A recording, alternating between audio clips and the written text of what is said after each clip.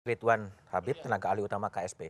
Menurut Anda, sebetulnya pesan yang disampaikan oleh Presiden Jokowi ini mau disampaikan kepada siapa? Kepada semua publik Indonesia, semua ketua umum partai politik, atau kepada siapa? Tentu saja karena ini di forumnya Bang Rambun, tentu saja kepada audiens dulu, Mas BDM. Oh, Tetapi audiennya Seknas Jokowi. betul, akan tetapi kan Bapak Presiden tahu bahwa itu acara terbuka untuk publik, ada media. Dalam hal ini tentu saja beliau pasti paham benar bahwa ini akan juga dilihat oleh yang lain, termasuk juga oleh partai politik, oleh masyarakat lah gitu.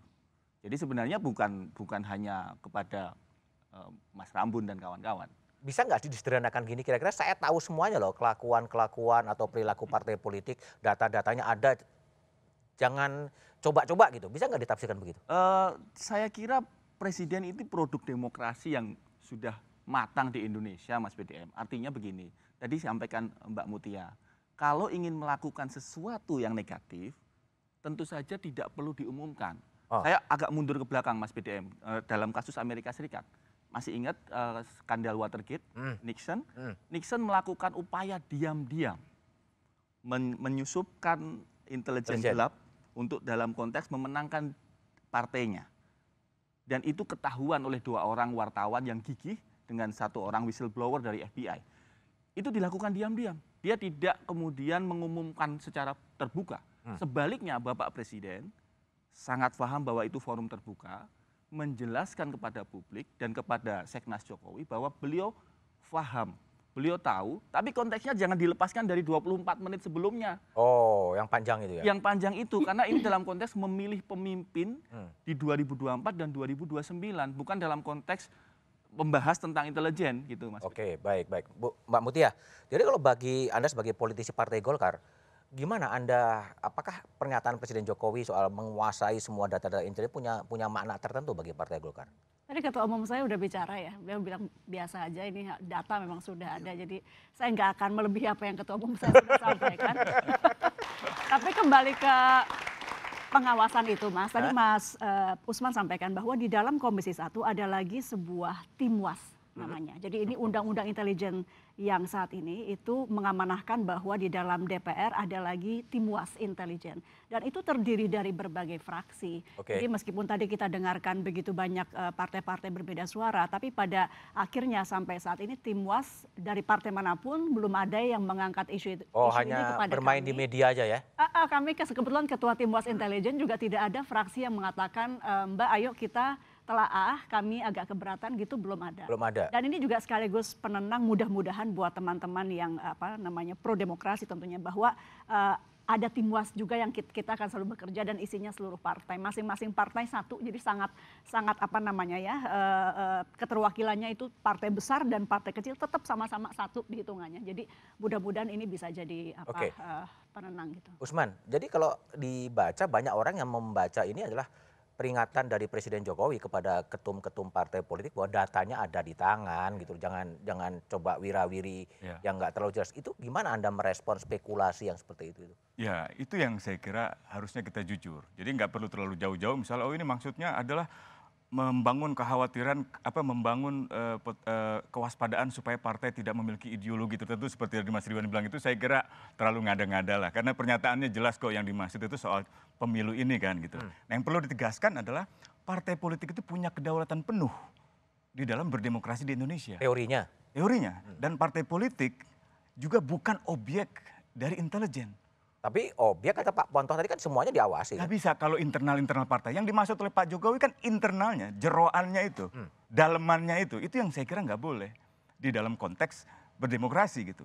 Kenapa? Karena dalam banyak kasus intervensi intelijen juga terjadi. Dalam kongres partai, dalam rekrutmen partai, dalam seleksi calon partai, itu yang saya kira nggak boleh dihindari. Nah, ini yang perlu ditelusuri yang kami maksud. Kami juga nggak memberikan semacam judgement yang final, saya kira itu perlu diselidiki oleh Komisi 1. Kalau ada subkomisi intelijen, itu akan sangat baik gitu. Jadi saya kira di dalam konteks menjalankan tugas-tugasnya partai, itu kan punya hak untuk berserikat, punya hak untuk berkumpul secara damai, punya hak untuk beroposisi bahkan. Nah, karena itu mereka harus diberi jaminan untuk tidak ditakut-takuti atau untuk melaksanakan kebebasannya tanpa ada rasa takut untuk diawasi atau diinteli oleh badan-badan intelijen negara gitu. Apalagi intelijen BAIS misalnya. Itu kan nggak boleh berorientasi ke dalam negeri. Baik. Ke luar negeri, pertahanan gitu loh. Orientasinya ke eksternal, musuh negara, bukan ke dalam negeri gitu loh. Baik. Itu yang saya kira penting. Rambun, jadi kalau ini kan acaranya di tempat Anda, Seknas Jokowi ya. Apakah kemudian pernyataan Presiden ini memang ditujukan kepada orang-orang yang kemudian berbeda arah politik dengan Presiden Jokowi untuk Capres 2024? Saya rasa tidak seperti itu dan tidak ada indikasi apapun baik implisit ataupun eksplisit bahwa Pak Jokowi melakukan, mengarahkan bahkan mengendalikan semua proses di partai gitu ya. Ini dalam konteks partai politik. Berkali-kali dia bilang ini beberapa kali dalam kesempatan ketika kita ketemu dia, ini urusannya koalisi partai, jangan campuri. Dia selalu mengatakan begitu. Jadi kalau dibilang bahwa Pak Jokowi bahwa ini indikasi bahwa melakukan kedaulatan mengganggu kedaulatan partai atau mencoba agar kedaulatan partai itu bisa diminish, bisa diminimalisir, saya rasa enggak. Itu menurut saya itu berlebihan. Ya kan, spekulasi-spekulasi seperti itu. Dan juga sekali lagi juga saya katakan, yang namanya data intelijen itu bukan hanya soal ancaman dari luar, tapi juga ancaman dari dalam. Itu jelas eksplisit disebut di dalam undang-undang. Jadi jangan kita hanya mengatakan bahwa yang dilihat tuh cuma Cina yang dilihat saja, enggak juga begitu. Kita harus melihat secara keseluruhan. Dan ternyata faktor instabilitas di dalam negeri kita dalam beberapa tahun terakhir ini datang dari baik dari luar, yang kebanyakan juga datang dari dalam. Jadi apakah aspek-aspeknya, seluruh aspek saya sih mengasumsikan mungkin Pak Ponto bisa seluruh aspek kehidupan di negeri ini pasti dipantau gitu. Kita juga tahu waktu zaman kita juga kita semua dipantau satu persatu. Baik. Jadi buat saya, jadi menurut saya, jadi kalau yang kita bilang bahwa nggak ada indikasi, jadi kita hanya jangan ngeloncat gitu mengatakan bahwa ini Pak Jokowi lagi ada spekulasi seperti itu. Nah, kita tadi Mbak Mutia tadi udah menjelaskan, menenangkan lah. Sebenarnya itu nggak ada gitu. Jadi memang ini ada polemik di luar aja. Tapi kalau nggak ada polemik kan juga nggak seru. Nggak seru. Jadi warming up. Pak Ponto. Jadi kalau Pak Ponto baca, memang agak jarang sih. Saya tahu lah data arah politik itu diungkapkan. Sebenarnya ini kalau Pak Ponto baca sebagai mantan Kabais, ini pesan ini ditujukan kepada hanya mengatakan saya tahu semuanya atau diarahkan kepada pesan-pesan kelompok tertentu? Bagi saya itu beliau hanya menyatakan bahwa saya tahu banyak.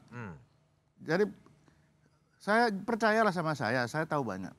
Ya, ya. Itu aja. Terus artinya? Ya saya tahu banyak, itu aja. Tahu banyak artinya akan Ya kan tergantung beliau nanti mau diapakan itu pengetahuannya itu. Kan tidak akan ada satu orang pun bisa tahu data. Misalkan saya kasih ini Pak, ambil ini data saya. Setelah itu mau diapakan? Mau dipakai buat lempar, buat membaca, buat memoto, kan kita tidak akan pernah tahu. Tapi kalau bacaan dari Pak Ponto sebagai mantan Kabais, laporan intelijen berkaitan dengan partai itu isinya apa sih Pak? Dengan partai. Kita tidak melihat itu partai. Tapi kita melihat itu, ini ada kegiatan sekelompok orang, ada manusianya, ada ngapain dia. Itu kalau tidak ada, itu tadi UK. Tapi ada kalanya kalau kita laporkan begitu aja, kalau presiden tidak minta atau tidak diminta, itu dibuang percuma. Makanya saya bilang, bagi intelijen itu hanya menyumbang 40% dari keputusan seorang komandan.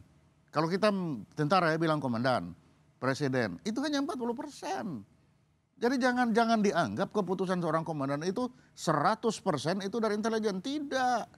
40%. Itulah sebabnya ada yang namanya UUK. Orang kan tidak pernah melihat itu UUK. Jadi kalau saya sudah tertarik ya, begitu saya tertarik artinya sudah 60% saya tahu. Tinggal 40%. Saya akan keluarkan UUK. Cari sisanya ini. Untuk melengkapi 100% baru saya bertindak.